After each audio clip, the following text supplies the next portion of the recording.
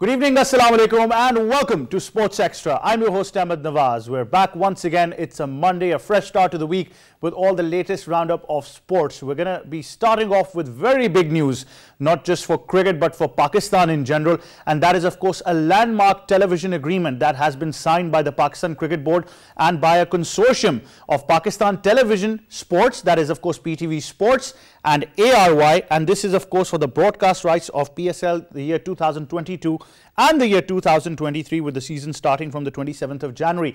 Chairman PCB Ramiz Raja also gave a statement where he congratulated both PTV Sports and A Sports as well, that is of course representing ARY, and they also said that this is a landmark agreement, a historical agreement which will pave way for cricket fans to enjoy cricket in the highest broadcast quality, and also pave way for a brand of cricket that would now be developed in Pakistan from the PSL. And he said of course he highlighted the fact is that PTV reaches the masses through every village, nook and corner of the country, and also of course A Sports being HD, and obviously PTV Sports also becoming HD very soon before the PSL. It's going to be a historic moment in cricket history in Pakistan. After that, we'll be talking about the Pakistan Super League 7th edition, where we do know that the supplementary draft has been completed. Sides have picked their respective players that they wanted to, and that has given a cushion to the squads as well. So a squad depth has been achieved, obviously in testing times of COVID, and of course with injuries around the corner every now and then with the scheduling and everything involved.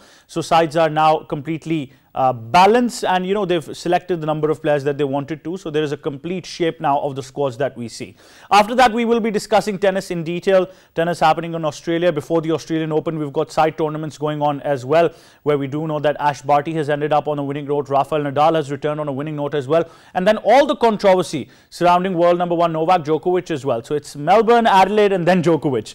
That's how things are proceeding. Like I said, we'll start our show off with a historic consortium that has been reached between Pakistan Television, ARY, and of course the landmark television broadcast agreement between this consortium and the Pakistan Cricket Board as well. To discuss this further and to know more about it as well, and in-depth analysis of it as well for those of you who are not familiar with how things have proceeded over the last couple of weeks, we're very honoured to be joined by the Director of Sports and Syndication for Pakistan Television, Dr. Noman Niaz. Assalamu alaikum, sir. Welcome to Sports Extra. Walaikum salam. It's always a pleasure to be part of your show. Thank you, sir. Sir, first of all, congratulations to you, to us and to the entire nation as well. Of course, this is a historic moment.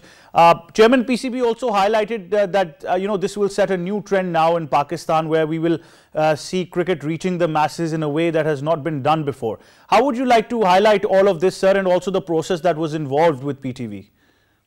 There has been some sort of controversy which actually is being highlighted by a specific channel, but at the end of the day, everything has been transparent.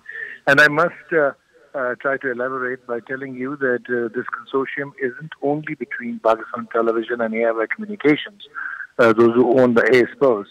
There is a third party, there's a third partner, and that is a media house, one of the finest media houses in the multinational, which is Group M, those who happen to be our strategic partners. And it was in accordance to the government's policy that they wanted that we should encourage the public-private partnership. And we did that in August, and we followed all the rules, including the PEPRA requirements. And it was initially restricted to the ICC. That turned out to be a brilliant partnership, not only in terms of monetization, but it also went a long way in overhauling the image of sports industry and the canvas, and increased the outlay by twofolds. So that is actually going to help increasing the sports outlay, sports broadcasting outlay within the territory of Pakistan. So according to that, we had an option, and the first right of refusal, which was to all the partners given in a back-ended agreement signed again in September 2021. Now, I should also highlight the fact that PTV Sports is not only a specialized channel, but we can boast having the strongest inventory, including the ICC rights, exclusive PCB rights. We have the English Premier League, we have the Cricket South Africa, we have recently picked up the AEW Wrestling, and now it is the PSL. Now, once it comes to PSL, I must acknowledge the fact that we are really heartened, and as a state broadcaster, it's not purely about commercialism or vulgar financial gains. But at the end of the day, PSL to us, being the government body, is Pakistan's social introduction globally. And at the end of the day, we are heartened to having picked these rights because we wanted to be associated with Pakistan Super League, one of the strongest sporting brands in the country, and not only restricted to Pakistan, but now it's also having its viewership all around the world. So I personally feel that now PTV Sports, as you mentioned in your introduction, is going to be converted into HD very soon, and you will be watching PSL on HD on PTV Sports, and not only on cable and satellite like A Sports or any other channel, but at the end of the day, you will be watching it on the terrestrial network. So that provides the people of Pakistan almost 92% of the television viewership in the country having the opportunity to see their stars in action. Absolutely. I think it's a historic moment indeed, and as sir mentioned as well, the details involved with this as well. But of course, sir, as we mentioned, that an unfortunate part of it was negative propaganda coming from a particular television channel, and which has been answered rightly with the due course of law as well, with PTV's lawyer holding a press conference as well, and time again with press releases from the PCB and from relevant departments as well. Now, for people who want to know, sir, that a consortium of this sort, or a consortium going on into the future, when we talk about cricket particularly and sports in general, is something that the entire nation can own. So would you like to highlight that as well, that everybody sticking to the negative propaganda should understand that at the end of the day, it's a win-win situation, not just for some particular body or organization, but for the country in general. As we have mentioned, that PTV enjoys a wide outreach when it goes terrestrial to every nook and corner, which the chairman PCB also highlighted, and also now coming into a new broadcast quality with HD very soon. Yeah, a very good question. When do you actually decide to get into the consortium or to have partners? One is the risk mitigation. Then you should also know that these sports rights, they are now very costly and expensive. And Pakistan's market is developing, but it has become overtly saturated. So you needed to break that mundane stagnation. And that could only be done by, coming up with a public-private partnership. So that's why this initiative was taken by the Federal Minister for Information and Broadcasting, and of course the management of the Pakistan Television.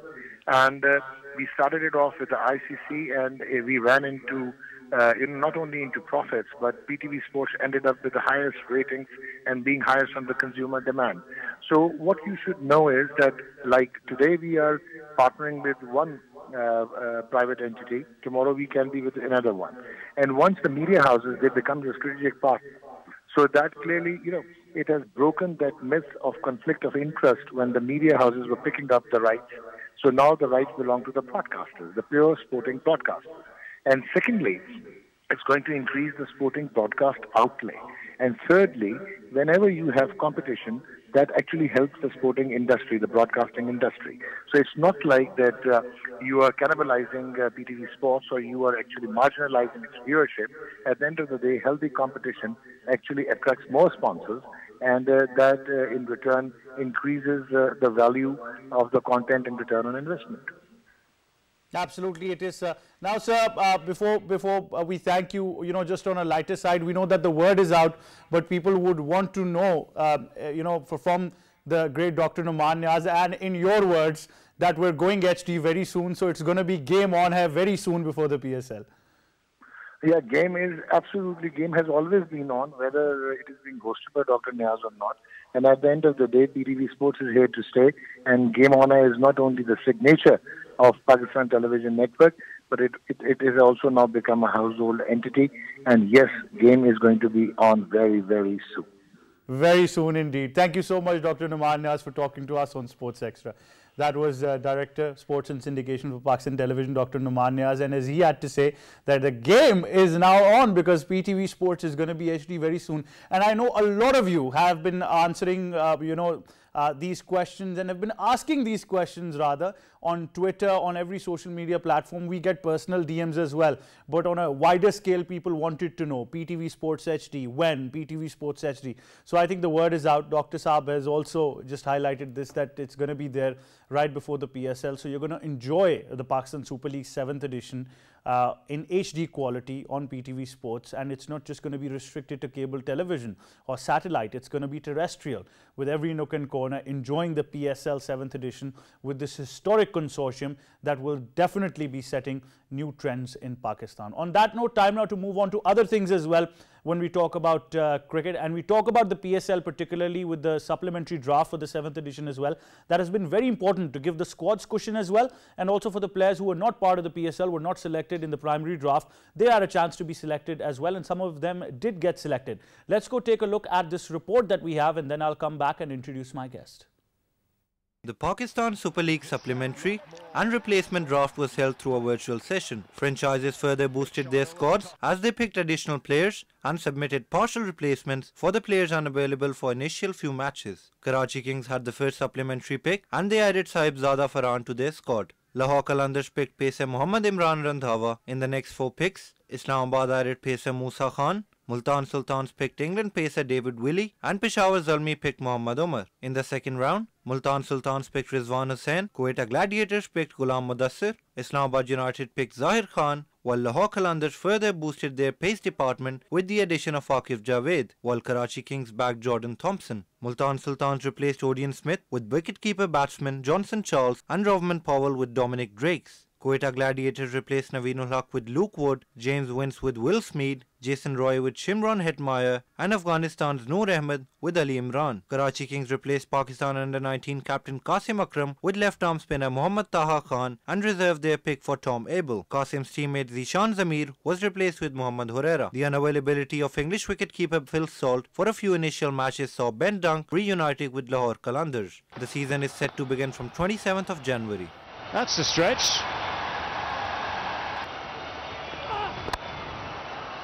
4 runs. There you have it, all you know about the PSL now, and of course the supplementary draft also completed, so we'll be talking in detail. We've been joined in studios by sports expert, and it's been a long time since we had him on the show, but it's great to have him back once again. Ali Mehdi. Assalamu alaikum, Ali. How are you? Walaikum salam. I'm very well. Thank you for having me. Good to have you on the show. Now, like we said, Ali, that the supplementary draft has been completed, so now we have a complete shape of the squad. But first question would be that how important is it to have a very big depth in your squad, a cushion for players as well, because we do remember that COVID is also a big concern, but at the same time, player fatigue, injuries with back-to-back games is also a thing to consider, and that's why you need a squad depth that, where you can replace players, a good roster as well. That's why I think, Ahmed, that's a very good question, and that's why I think that it's very important to have squad depth. The most important thing over here is that, you select the right players at the right time. Should it be from the international or from the domestic roster, which is selected for their squad? So I think it's very important, matches, half of the matches are going to take place in Karachi, after which they're going to take place in Lahore too. It's very cold at this time of the year, back-to-back matches too. And I always believe should it be any sport, especially in franchise cricket, such as the PSL, that you need to rotation of players. You can't play the same sort of players. You have to dip into your squad. Whoever has the best squad, best depth in terms of quality in your squad, that's actually what helps you the most. And that's why I think this was a very important very important draft which took place a few days ago. Absolutely. And, for the players who were not selected, particularly if we talk about youngsters like Huraira, who has been, the find of Quaid-e-Azam trophy with the amount of runs he's been scoring, or for the likes of Musa Khan, it was disappointing not to see him with any PSL squad anymore, but then he got into the side as well. So obviously it was a chance for these players to make it to the PSL, and even if they don't get games, just sharing a dressing room in that environment would go a long way for them as well. I thought it was a great disappointment that Huraira wasn't selected initially. I mean, he was like the find of the domestic tournament, Quaid-e-Azam trophy. Every year you have a youngster which actually emerges. This year it had to be Huraira. He was absolutely phenomenal. So not to see him before and now to see him is a huge relief. Then, international cricket player Musa Khan, who actually a few years ago, let's not forget, played a test cricket for Pakistan against Australia. For him to not to get into any team was actually mind-boggling. But now that he's gotten a team team is a huge relief. Look, these are important. We need to value our players too. To see the likes of Herrera getting in, Musa getting in, other youngsters too, I think it's extremely important, and I could say that this will be a breakout, the PSL for them. It would be a breakout, and of course we do know that when you give cushion to the squad, and there are some exciting things happening as well. So how big is Lahore Qalandars being reunited with Ben Dunk? I think massive. I'm glad you've asked me that question. That was the one which is on my mind for a while. Look, this is the one play I want to give some. I want to actually go back into history with Ben Dunk. He's been associated with this team for such a long time. He actually gave up franchise cricket for Melbourne Stars in the Big Bash just to play for, focus on Lahore Qalandars. He loves franchise cricket, playing around the world, but his favorite franchise, he said a number of times, is Lahore Qalandars. Not to see him before was a bit surprising, but I'm glad that Aqib Javed and company and the Lahore Qalandars management have decided that no, we need to get into one of our players who's been most loyal. He was phenomenal a couple of years ago too. So he adds extra depth, he has quality, and he, if he gets going with the bat, he's quite an unstoppable force. Charles to Multan, also a good find for them as well. I think massive. I think the thing with Jonathan Charles is that he's not only a batsman, but he's a keeper too. So he gives that extra depth with them too. In the past, he's been phenomenal for West Indies. He's done very well for them. But also in franchise cricket, he plays all around the world. Plays his cricket. He's played his trade right now in the Lanka Premier League, with just him finished too. So he has a good experience. He'll add more value to the Multan Sultan, the defending champions too. So I think that he's a very good pick. Well, Ali Mehdi, I think it's time now to break the ice. Who are you going with this season? I'm definitely going with the Quetta Gladiators. Reason being is because it's the the final year for the legendary Shahid Afridi. I mean, what a phenomenal player he has been for Pakistan. One of the best ambassadors we've had, not only for Pakistan cricket, but for global. So you want to give him a winning farewell? Definitely a winning farewell too. And then at the same time, Sarfraz coming back. Not been a couple of good years, so Quetta have to do well. Absolutely, Ali Mehdi. That being said, the PSL will continue. Time now to take a look at our segment recap. And in the segment recap, we of course discuss a supplementary draft for the PSL. We discuss the players who have made it to the squad, be it Musa, be it Herrera, be it Ben Dunk being reunited with Lahore Qalandars, Aqib Javed also there, and Jonathan Charles and everybody else who's made it to the PSL. The squads are now finalized and all the action will start on the 27th of January. On that note, it's time now for a short break, but stay tuned. We'll be right back.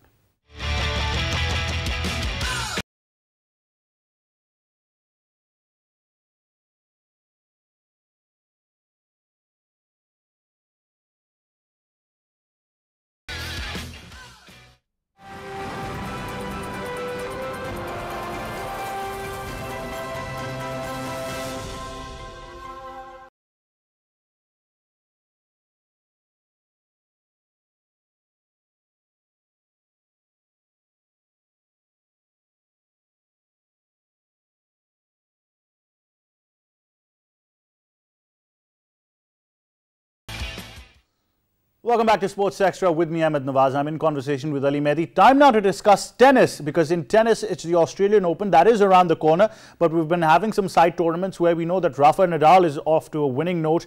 And then, of course, Ash Barty has also won a tournament where she was playing as well. So good things happening for tennis, a very competitive Australian Open coming up. We've got a report on that. Let's take a look and then come back. Top seed Rafael Nadal beat American qualifier Maxime Cressy to win the Melbourne Somerset One Association of Tennis Professionals event and build up momentum heading into the Australian Open. The Spaniard, playing his first competitive tournament since August, was largely untroubled as he wrapped up the win in an hour and 48 minutes. Cressy was put under serious pressure by Nadal from the off, having to defend 3 break points in his first service game, but there was little to separate the two for the rest of the first set, which required a tie-break. However, by the end, the Spaniard broke again to lead 5-3 and held serve to claim the title. Whereas world number 1, Ash Barty, was in imperious form on Sunday as the Australian handed Elena Rybakina a 6-3, 6-2 defeat at Memorial Drive to win the Adelaide International and claim the 14th Women Tennis Association title of her career. Barty, who won the event in 2020, dominated against the 22-year-old 7th seed from Kazakhstan to win in just an hour, as she hit form a little more than a week ahead of the start of the Australian Open in Melbourne. There you have it, all you need to know about tennis happening in Australia. Now, Ali Mehdi, let's start with Rafael Nadal, El Matador. A career spanning with injuries in and out, a champion himself. then all the talk surrounding whether him and the greatest, of course, Federer, both of them the greatest of all time, maybe they should call it a day now on the courts, but both of them refusing to and, going on and on. Then, of course, recently Nadal out with COVID, and we just saw in that report as well that he has lost immense amount of weight and he's gone very slim now. But what does this victory mean to him, making a comeback now to tennis? I think it's massive. He's been out, and Rafael Nadal has been out since August. He hasn't won a trophy for the longest spell since Rome Masters tournament last year. Not winning the French Open, not carrying a Grand Slam for such a long time. Normally, he's carrying the French Open with him, but he's not carrying that to the Australian Open, which is quite a new territory for him. He had COVID, he had injuries. It's been a very difficult time for him, and one wasn't certain whether he would return. So this was more like a warm-up tournament. Normally he doesn't play these warm-up tournaments, but he needed it to get some form, to get his legs running, some miles in the in the tank. And I thought he played very well yesterday. Yes, he's become very leaner, but I think that's because he wants more speed over there. He's taken off some muscle. He had COVID too, but overall he's looking very fit and he's very fired up in his 21st and second Australian Open. Well, Ash Barty on home soil, you'd expect greatness from Ash Barty because she is great, whether it's cricket or tennis. She aces everything, and she's done it in the past as well. But now, because she's on home soil, she won the tournament in 2020 as well. This has got to be the season for her. No, this has got to be her this season. Look, the thing with Ash Barty is this is the one Grand Slam which has eluded her. She's won Wimbledon last year. She won the French Open in 2019. She's always, there are high expectations from her. No Australian woman has actually won the tournament, has won the Australian Open for such a long time, since I believe the 70s too. So she's got an extra burden. But she's got off to the right track, winning in Adelaide, beating Rybenika from Kazakhstan. I think she's a good song to actually win her first Australian Open Grand Slam. Absolutely. But that being said, we also know that the Australian Open is also surrounded with controversy, and that's regarding world number 1 Novak Djokovic. What's been happening? What's the latest? Let's go take a look at this report. Tennis star Novak Djokovic has won his court battle in Australia after his visa was cancelled due to COVID-19 vaccination status ahead of Australian Open. Judge Anthony Kelly ordered the release of the tennis star from detention. This makes Djokovic's visa remain valid. He will be released from detention and will be given back his passport and other belongings confiscated at the time of detention. Djokovic fans who had gathered outside the hotel where the world tennis champion was detained burst into cheers and patriotic Serbian songs when the news was announced. The 34-year-old Serbian national was detained in an immigration facility last week after arriving in Melbourne ahead of the Australian Open for what officials said violated the country's strict entry rules that require visitors to be vaccinated against COVID-19. Djokovic, a vocal vaccine skeptic aiming for a record-breaking 21st Grand Slam title, had his visa revoked and passport confiscated after custom officials decided he did not have sufficient medical justification for a vaccine exemption. Right, now before we continue this with Ali Mehdi, I'd just like to read out Djokovic's tweet very quickly. He said, "I'm pleased and grateful that the judge overturned my visa cancellation. Despite all that has happened, I want to stay and try to compete in the Australian Open." He said, "I remain focused on that. I flew here to play at one of the most important events we have in front of amazing fans." So that's what he said. But Ali Mehdi, what's been happening? It's absolutely chaotic scenes from Australia. Well, as I think Rafael Nadal would put it, the great Rafael Nadal, he says it's been absolute circus. I've ran out of superlatives for this whole saga. But I like that. Circus is a new word. It is a circus. I mean, what's been happening for the past 1 week? Look, this is the world number 1. According to him, he had all the documentation. He had from Tennis Australia, from the Victoria State, he had gotten an exemption. It's only when he arrived in Australia that his visa was cancelled, because according to them, he didn't actually get the right visa, and those medical exemption didn't actually correlate with that. So for that matter, he had been detained over here. But the problem over here is that it's not Djokovic; it's the disconnect you have between the federal state in Australia and cricket and Tennis Australia and Victoria State over there. There has to be some coordination over there. But Ali Mehdi, it became a fiasco, and a circus is the right way to put it, because then of course the Australian government jumping on this bandwagon, where Scott Morrison, their Prime Minister, came out with a tweet where he said that our borders would not be allowed to be breached. Then of course we do know that Serbian President also had a lot to say about the Australian government, and the way Novak Djokovic was treated became a political issue as well. But then again, there were also people claiming that, the Australians who were living in one of the harshest lockdowns in the world, a state-to-state lockdown, not being allowed to go to families, weddings, even funerals. You know, why did they have to put up with all of this when one person was being given an exemption? Look, over here, whenever we actually talk about sport, Ahmed, we don't want it to be politicized, you know, whether it should be any sport in the world. But the problem is that this has been so politicized over here, the Australian government coming into it, Serbian president, you know, putting out remarks that, you know, our hero has been crucified and all that sort of stuff.